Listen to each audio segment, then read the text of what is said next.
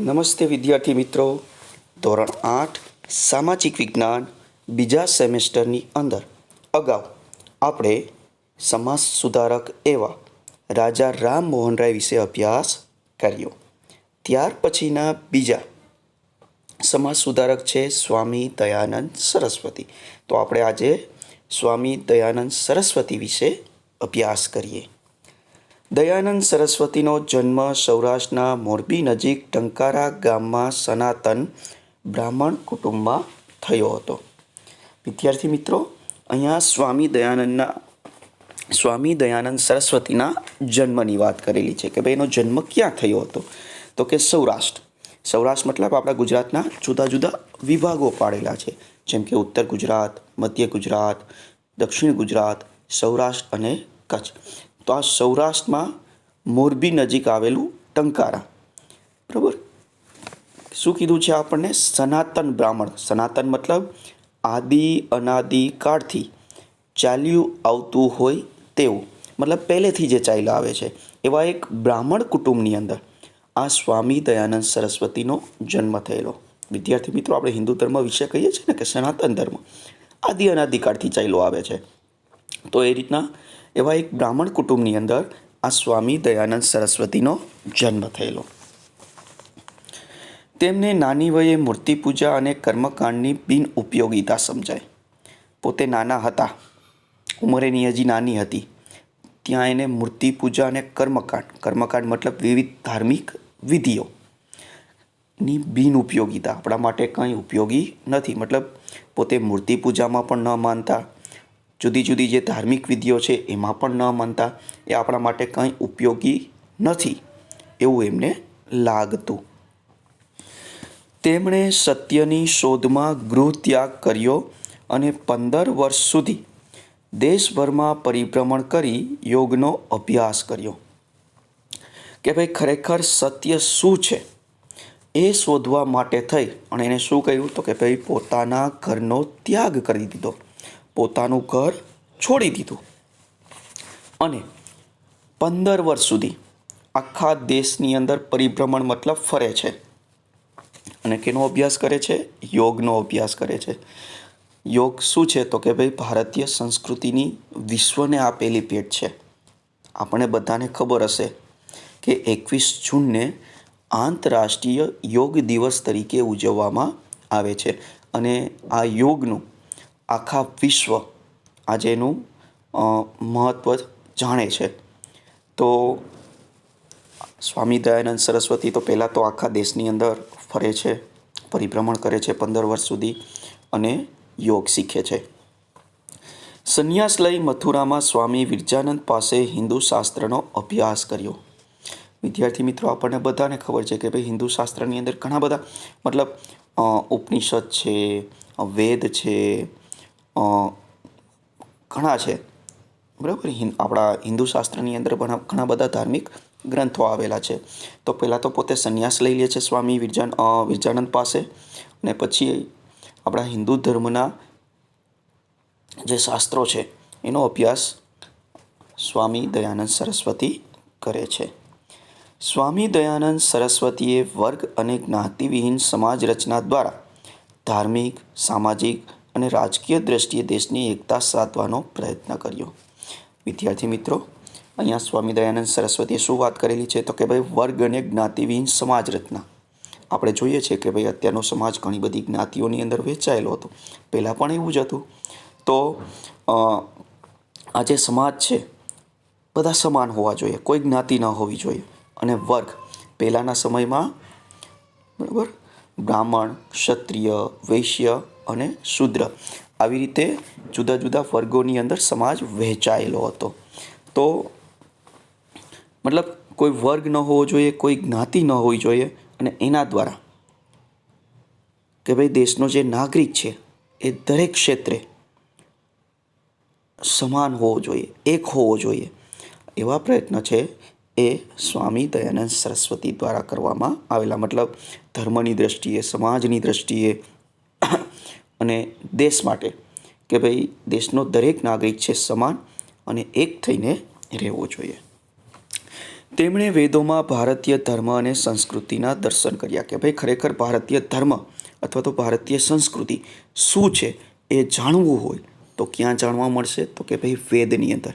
એવું કોને લાગતું? તો કે સ્વામી દયાનંદ સરસ્વતીને. મતલબ ભારતીય ધર્મ અને સંસ્કૃતિને તમારે જાણવા છે તો એ ક્યાં જાણવા મળશે? તો કે ભારતના જે 4 વેદો છે, ઋગ્વેદ, અથર્વવેદ, સામવેદ, યજુર્વેદ, આ 4 જે વેદો છે એ વેદોની અંદર જાણવા મળશે કે ભાઈ ખરેખર ભારતીય ધર્મ શું છે, ભારતીય સંસ્કૃતિ શું છે. તેમણે લોકોને વેદ તરફ પાછા વળવાનો બોધ મતલબ ઉપદેશ આપે છે કે ભાઈ તમે વેદ તરફ પાછા વળો. મતલબ વેદોની અંદર જે કહેવામાં આવ્યું છે એ પ્રમાણેનું તમારું વર્તન હોવું જોઈએ. બરાબર? એટલે લોકોને વેદમાં જે કહેવામાં આવ્યું છે એ પ્રમાણે લોકો કરે. બરાબર? એવો ઉપદેશ શું કહે છે કે આ સ્વામી દયાનંદ સરસ્વતી લોકોને આપતા. તેમણે જણાવ્યું કે વેદોમાં મૂર્તિ પૂજા, ક્રિયાકાંડ, બાળ લગ્ન, સતી પ્રથા તેમણે સત્યાર્થ પ્રકાશ નામના ગ્રંથની રચના કરી. પોતે એક ગ્રંથ લખે છે સત્યાર્થ પ્રકાશ. તેમણે જણાવ્યું કે વેદોમાં મૂર્તિ પૂજા, ક્રિયાકાંડ, બાળ લગ્ન, સતી પ્રથા અને અસ્પૃશ્યતાનો ઉલ્લેખ થયો નથી.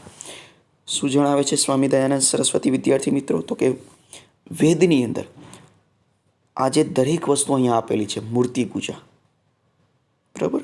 ખાસ કરીને હિન્દુ ધર્મની અંદર અનેક દેવી દેવતાઓ છે. મૂર્તિ પૂજાને વિશેષ મહત્ત્વ આપવામાં આવે છે. પણ સ્વામી દયાનંદ સરસ્વતી એનો વિરોધ કરતા. એ શું કહેતા કે વેદની અંદર ક્યાંય પણ મૂર્તિ પૂજાનો ઉલ્લેખ કરવામાં આવેલો નથી. ક્રિયાકાંડ મતલબ જે આપણે વિવિધ ધાર્મિક વિધિઓ કરીએ છીએ એનો પણ ક્યાંય શું કહે છે વેદની અંદર ઉલ્લેખ કરેલો નથી. એ સિવાય તો એ સમયના જે કુરિવાજો છે, દૂષણો છે, બરાબર, એનો પણ એ વિરોધ કરતા. અને કઈ રીતના લોકોને સમજાવતા કે ભાઈ વેદની અંદર ક્યાંય પણ બાળ લગ્નનો પણ ઉલ્લેખ કરેલો નથી. મતલબ નાનપણની અંદર જે છોકરા અથવા તો છોકરીઓને જે પરણાવી દેવામાં આવતા એનો પણ ક્યાંય વેદોની અંદર ઉલ્લેખ કરવામાં આવેલો નથી. ત્યાર પછી જે સતી પ્રથા, અગાઉ પણ આપણે જોયેલું છે, ફરીવાર તમને અહીંયા રિપીટ કરાવી દઉં કે સતી પ્રથા મતલબ જ્યારે કોઈ સ્ત્રીનો પતિ મૃત્યુ પામે છે તો એ સ્ત્રીએ એના પતિની ચિતા પર બેસીને બળી અથવા તો મરી જવું પડતું. તો એનો ઉલ્લેખ પણ ક્યાંય વેદોની અંદર કરવામાં આવેલો નથી. અને ત્યાર પછી જે અસ્પૃશ્યતા મતલબ જેને આપણે કહીએ આબડછેડ, ખાસ કરીને અગાઉના સમયગાળા દરમિયાન અમુક જે ઊંચી જ્ઞાતિઓ છે એ નિમ્ન જ્ઞાતિઓ પ્રત્યે ઓરમાયું વર્તન, ભેદભાવભર્યું વર્તન રાખતી અથવા તો મતલબ જે અસ્પૃશ્યતા જેને આપણે કહીએ છીએ આ પણ કે ભાઈ એને અડવાથી આપણે અપડાઈ જઈએ. બરાબર? તો આવો પણ ઉલ્લેખ ક્યાંય વેદોની અંદર કરવામાં આવ્યો નથી. આપણને ખબર જ હશે વિદ્યાર્થી મિત્રો, ગાંધીજી, બરાબર, આપણા જે રાષ્ટ્રપિતા છે કે ભાઈ એને અસ્પૃશ્યતાને સૌથી વધુ મહત્ત્વ આપેલું અને અસ્પૃશ્યતા દૂર થાય એ માટે એમણે ખૂબ જ પ્રયત્નો કરેલા. તેમણે એકેશ્વરવાદનો બોધ આપ્યો. એકેશ્વરવાદ મતલબ ઈશ્વર એક જ છે. બરાબર? પોતે મૂર્તિ પૂજાનો વિરોધ કરતા પણ શું લોકોને ઉપદેશ આપતા કે ભાઈ આખા વિશ્વની અંદર ઈશ્વર એક જ છે. આવો ઉપદેશ છે એ લોકોને આપતા. અને કઈ ભાષામાં ઉપદેશ આપતા? તો કે હિન્દી ભાષાની અંદર ઉપદેશ આપતા. કારણ કે ભારતની અંદર હિન્દી ભાષા જાણનારા લોકોની સંખ્યા સૌથી વધુ છે કે જેથી કરી અને વધુને વધુ લોકો છે સુધી એનો ઉપદેશ પહોંચે એટલા માટે થઈ અને આ સ્વામી દયાનંદ સરસ્વતી છે હિન્દી ભાષાની અંદર બોધ આપતા. તેથી તેમના વિચારો દેશના લોકો સુધી પહોંચી શક્યા. કારણ કે હિન્દી ભાષા જાણનાર વર્ગ સૌથી વધુ હતો ભારતની અંદર અને પોતે હિન્દી ભાષાની અંદર બોધ આપતા, ઉપદેશ આપતા અને એના જ કારણે એના વિચારો છે દેશના ઘણા ભાગો સુધી પહોંચ્યા. ખાસ કરીને ઉત્તર ભારત કે જ્યાં હિન્દી ભાષા જાણનારા લોકોની સંખ્યા સૌથી વધુ હતી. ને બાજુમાં તમને સ્વામી દયાનંદ સરસ્વતીનું ચિત્ર પણ આપેલું છે કે એનો દેખાવ કેવો હતો. બરાબર? તો આ ચિત્ર દ્વારા તમે સ્વામી દયાનંદ સરસ્વતીનો ખ્યાલ મેળવી શકો છો. દયાનંદ સરસ્વતીએ આર્ય સમાજની સ્થાપના કરી. પોતે એક સંસ્થા સ્થાપે છે આર્ય સમાજ. શું કામ? તો કે એના વિચારો છે એ દેશના દરેક ભાગ સુધી પહોંચી શકે અને એટલા જ માટે થઈ અને આ આર્ય સમાજ છે એ સ્થાપે છે. ક્યાં સ્થાપે છે? મુંબઈમાં. ક્યારે સ્થાપે છે? 1875માં. મતલબ 1875માં મુંબઈ શહેરની અંદર આર્ય સમાજની સ્થાપના કરે છે. લાહોર, પંજાબ, ઉત્તર પ્રદેશ, રાજસ્થાન અને ગુજરાતમાં આર્ય સમાજનો ઝડપથી પ્રચાર થયો. મતલબ સ્વામી દયાનંદ સરસ્વતી દ્વારા સ્થાપવામાં આવેલી સંસ્થા આર્ય સમાજ, કે ભાઈ એની જે પ્રવૃત્તિ હતી, એના જે વિચારો હતા, ભારતના જુદા જુદા ભાગોની અંદર. પેલો વાત કરી છે આપણને લાહોર. લાહોર હાલ તો ક્યાં છે? પાકિસ્તાનની અંદર. પાકિસ્તાનનું એક મહત્ત્વનું શહેર છે લાહોર, પણ એ ભારતનો જ ભાગ હતો એ સમયે. તો એ લાહોર વિસ્તારમાં પંજાબ, બરાબર, ભારતની ઉત્તર દિશાએ આવેલું આ વિસ્તાર છે. ઉત્તર પ્રદેશ એ પણ ભારતની ઉત્તર દિશાએ આવેલો છે.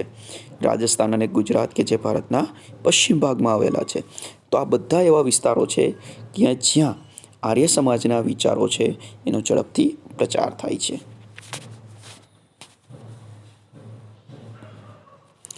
તેના પરિણામે ઝડપી સામાજિક પરિવર્તન આવ્યું. બરાબર, કે ભાઈ આર્ય સમાજના વિચારો છે દેશના જુદા જુદા ભાગો સુધી પહોંચે છે અને એના જ કારણે સમાજની અંદર ફેરફાર આવે છે. પરિવર્તન મતલબ ફેરફાર. આર્ય સમાજે ધર્માંતર પામેલા હિન્દુઓને હિન્દુ ધર્મમાં પાછા લાવવા માટે શુદ્ધિ ચળવળ શરૂ કરી. શું વિદ્યાર્થી મિત્રો અહીંયા શું વાત કરવામાં આવેલી છે?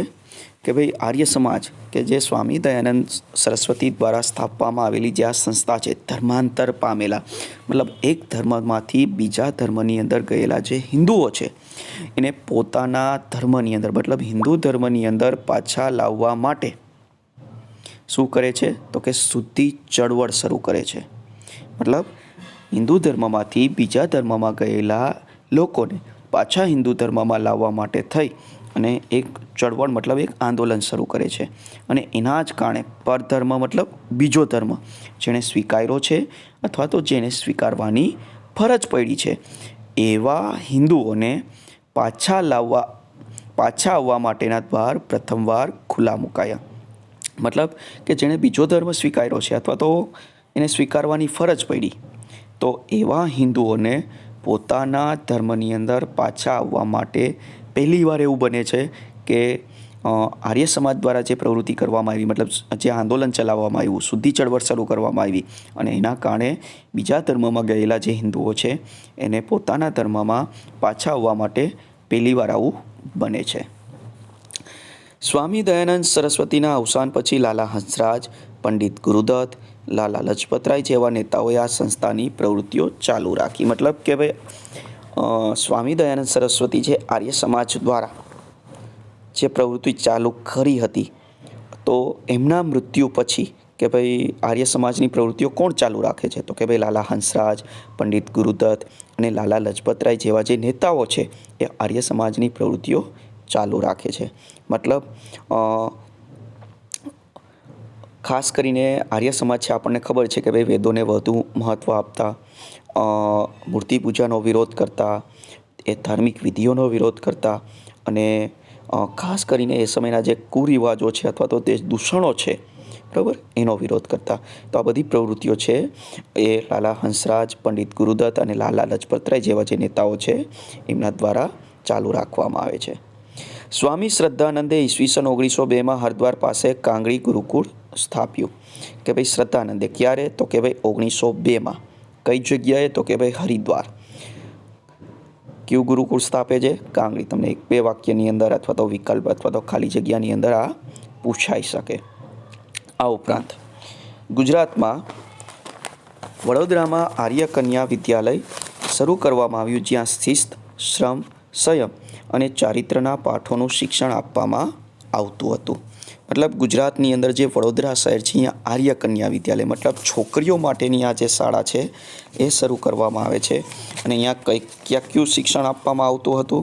તો કે ભાઈ શિસ્ત મતલબ જેને આપણે કહીએ છીએ અનુશાસન, સમજણ, શ્રમ મતલબ મહેનત, સંયમ મતલબ નિયંત્રણ, પોતાના પર કઈ રીતે નિયંત્રણ મેળવવું, તો એનું શિક્ષણ પણ શું કહે છે કે ભાઈ આ શાળાની અંદર આપવામાં આવતું. અને છેલ્લે કીધું છે આપણને ચારિત્ર. ચારિત્ર મતલબ પોતાનું આચરણ, રીતભાત, બરાબર. તો આ બધું શિક્ષણ છે ક્યાં? તો કે વડોદરાની અંદર છોકરીઓ માટેની જે શાળા શરૂ કરવામાં આવી હતી ત્યાં. ક્યાં ક્યાં ફરીવાર આપણે ઉલ્લેખ કરી દઈએ? શિસ્ત મતલબ અનુશાસન, સમજણ. શ્રમ મતલબ મહેનત. સંયમ મતલબ નિયંત્રણ. અને ચારિત્ર મતલબ પોતાનું જે કેરેક્ટર છે, અથવા તો જેને આપણે કહીએ કે ભાઈ પોતાનું આચરણ અથવા તો રીતભાત.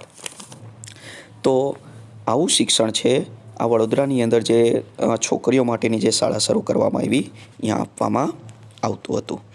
એ સિવાય ત્યાર પછીના જે સમાજ સુધારક છે રામકૃષ્ણ પરમહંસ, તો એના વિશે પણ આપણે જોઈ લઈએ. રામકૃષ્ણ પરમહંસ ભારતીય સંસ્કૃતિના જ્યોતિધર અને બધા જ ધર્મોના સત્યને પામનાર સંત અને સુધારક હતા. રામકૃષ્ણ પરમહંસ કોણ હતા? તો કે ભારતીય સંસ્કૃતિના જ્યોતિર્ધર, જ્યોતિર્ધર મતલબ ઓળખનાર, એટલે કે ભારતીય સંસ્કૃતિને ઓળખનાર અને દરેક ધર્મની અંદર સત્ય શું છે એને પામનાર અથવા તો જાણનાર પોતે એક સંત હતા. અને સાથે સાથે શું હતા? તો કે સમાજ સુધારક પણ હતા. તેમનો જન્મ બંગાળના હુગલી જિલ્લાના કામારપુકુર ગામમાં થયો હતો. વિદ્યાર્થી મિત્રો, ભારતની પૂર્વ દિશાએ આવેલું આ રાજ્ય છે એટલે કે બંગાળ. તો ત્યાંનો કયો જિલ્લો? હુગલી. મતલબ ગંગા છે બંગાળની અંદર, ગંગા નદી બંગાળની અંદર જ્યારે વહે છે ત્યારે એને હુગલી નદી તરીકે ઓળખવામાં આવે છે અને હુગલીના કાંઠે આ જિલ્લો આવેલો છે. તો આ હુગલી જિલ્લાના કયા ગામમાં? તો કે કામારપુકુર ગામમાં રામકૃષ્ણ પરમહંસનો જન્મ થયેલો. 1-2 વાક્યની અંદર તમને આ પ્રશ્ન પૂછાઈ શકે વિદ્યાર્થી મિત્રો. તેમને બાળપણથી જ ધાર્મિક પ્રવૃત્તિઓમાં રસ હતો. મતલબ ખાસ કરીને ધાર્મિક પ્રવૃત્તિઓ, ધર્મને લગતી જે પ્રવૃત્તિઓ છે, તો કે ભાઈ પોતે નાના હતા ત્યારથી આ ધાર્મિક પ્રવૃત્તિઓની અંદર એને રસ હતો. તેઓ કોલકાતા પાસે આવેલા દક્ષિણેશ્વરમાં કાલી માતા મંદિરના પૂજારી હતા. બરાબર, કોલકાતા પાસે કે ભાઈ દક્ષિણેશ્વરની અંદર જે કાળી માતા મતલબ કાળકામાનું જે મંદિર આવેલું હતું, તો એ મંદિરના પૂજારી કોણ હતા? રામકૃષ્ણ પરમહંસ. તેમણે ઈશ્વરને વિવિધ રૂપે પામવાનો પ્રયત્ન કર્યો હતો. કે ભાઈ ખરેખર ઈશ્વર શું છે એ જાણવાનો પ્રયત્ન કોના દ્વારા? તો કે રામકૃષ્ણ પરમહંસ દ્વારા કરવામાં આવ્યો હતો. તેમના શુદ્ધ ચારિત્ર અને જ્ઞાન ભક્તિના ઉપદેશથી અનેક લોકો તેમની પાસે આવતા. ચારિત્ર એટલે આપણે અગાઉ પણ વાત કરેલી છે કે ભાઈ એનું આચરણ, એટલે કે રામકૃષ્ણ પરમહંસનું જે આચરણ હતું અને પોતે જે લોકોને જે ઉપદેશ આપતા જ્ઞાન ભક્તિનો, તો એના કારણે ઘણા બધા લોકો શું કહે છે કે ભાઈ એની પાસે આવતા. કેશવચંદ્ર સેન તથા દયાનંદ સરસ્વતી સહિત ઘણા ધાર્મિક સુધારકોએ તેમની પાસેથી માર્ગદર્શન મેળવ્યું હતું. બરાબર. એ સિવાય જે સમાજ સુધારકો છે, ખાસ કરીને ધાર્મિક સમાજ સુધારકો, ધર્મની અંદર જે સુધારો લાવવા માગતા લોકો છે, એવામાં કેશવચંદ્ર સેન અને દયાનંદ સરસ્વતી. તો કે ભાઈ એના જેવા જે સમાજ સુધારકો છે એ પણ રામકૃષ્ણ પરમહંસ પાસેથી એમણે જ્ઞાન મેળવેલું હતું, માર્ગદર્શન મેળવેલું હતું. પાશ્ચાત્ય અસરમાં આવેલા લોકોને રામકૃષ્ણ પરમહંસના બોધથી પોતાના ધર્મ અને સંસ્કૃતિમાં પુનઃ શ્રદ્ધા પેદા થઈ. પાશ્ચાત્ય મતલબ પશ્ચિમી, ભારતની પશ્ચિમે જે દેશો આવેલા, ખાસ કરી યુરોપ અમેરિકાના જે દેશો છે, તો એની અસરમાં જે લોકો આવેલા છે, તો રામકૃષ્ણ પરમહંસના બોધ અથવા તો ઉપદેશથી કે ભાઈ પોતાના ધર્મ અને સંસ્કૃતિમાં પુનઃ શ્રદ્ધા મતલબ ખરેખર પોતાનો ધર્મ અને પોતાની સંસ્કૃતિ મહાન છે એવું એને ક્યારે લાગવા માંડે છે? તો કે ભાઈ રામકૃષ્ણ પરમહંસ જ્યારે ઉપદેશ આપે છે ત્યારથી.